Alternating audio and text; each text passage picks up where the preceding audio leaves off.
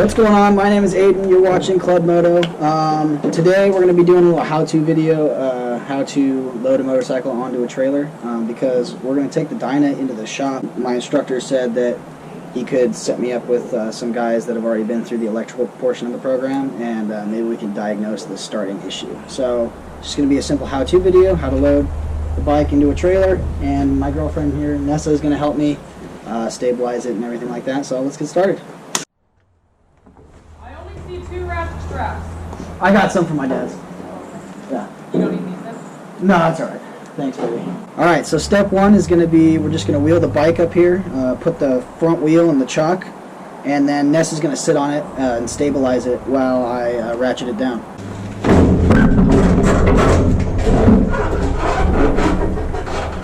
Alright, we're in there. How's the back? It's not in the center.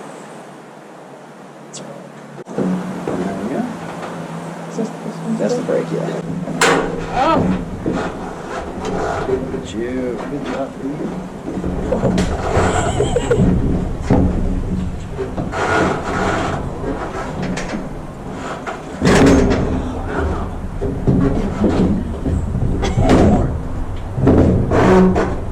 There it is. That's a lot better, okay. Alright, baby, thank you. We've got the front wheel and this chock here. If your trailer doesn't have a chock, you can buy one or make one. It's pretty easy. There's other videos on that. We're going to be using these tie downs down there and down there. And then we just have the back wheel lined up with the center portion, just like the front wheel, or as close as possible. And then we're going to be stabilizing that using these right there. So I'm going to go get the ratchet straps and we'll get this going. Alright, so I take the ratcheting end and I put it on the bottom because it's a little bit easier to work with. Doesn't really matter how you hook it up. We're going to loop this around here. You don't want to get it too close down to where the brakes are and the caliper and all that. You don't want to risk messing that up. The only thing that you really have to be very careful of when you're trailering these is if you tighten the ratchet straps too tight in the front, it's going to compress your forks. And then if you go over a bump, you want to leave it room to go up and down. Because if you compress them really tight and then you go over a hard bump and the bike moves, you could blow your fork seals. But you can tell that you did that because there's going to be oil up on the forks. So we just avoid doing that. We just want to get it tight enough to where it's going to stabilize, hold in place, and it's not going to go any wrong.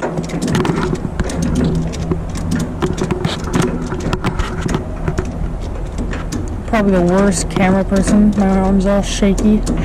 That's alright, baby. Doing great. So I get it going till it's just hanging on there. There's like no tension. There's a lot of slack here. And I'm going to get the other side going so that we can compress it evenly. So now we're just going to tighten them down as evenly as we can. Yeah, and you can even see the triple tree go down, so you can kind of tell how far you're ratcheting and how much tension you're putting on the suspension. So this one went down twice when I ratcheted it twice, so I'm going to do that same thing on this side.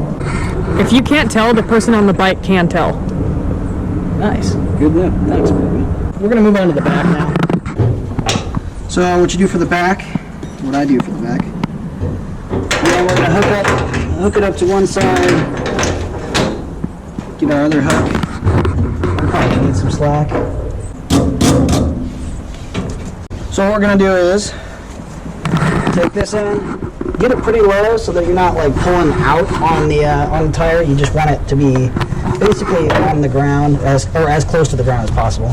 Thread it through once, and I come back down and thread it through one more time. And you got to make sure you get rid of all the slack. So we're not ratcheting it down super tight, we're just stabilizing it. So what happens here is this one will tighten down and then you got all the slack here. So what you need to do is pull it tight here, kind of pinch it from this the other side of the bike, and come around with this one and just release as much slack as possible, like that. Now it's going to be nice and tight. Now we can start ratcheting from this side. We shouldn't have a problem.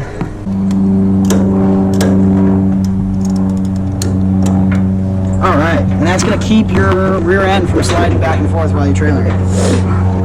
Ness is giving it a good shake and it's not going anywhere. So there it is, guys. That's pretty much how you trailer a motorcycle. Drive it at your own risk. I probably won't be able to film in the shop I don't want to like overstep my bounds because my instructor's being really nice, letting me bring it in and everything. And don't want to cause a distraction. So when I get it diagnosed and everything like that, if I fix it in the shop and I'm riding it home, I will pull it into the garage or something like that and, you know, break it down, take it apart, and show you guys what I learned and what was the problem and how I fixed it. So even if I do it over there, I'll bring it back here and go through and run through what was wrong and the solution to fix this Dyna ghost starting problem that we've got going on here. So thank you guys for watching. Like, comment, and subscribe if you found the content helpful. And I'll see you guys in the next one. Bye.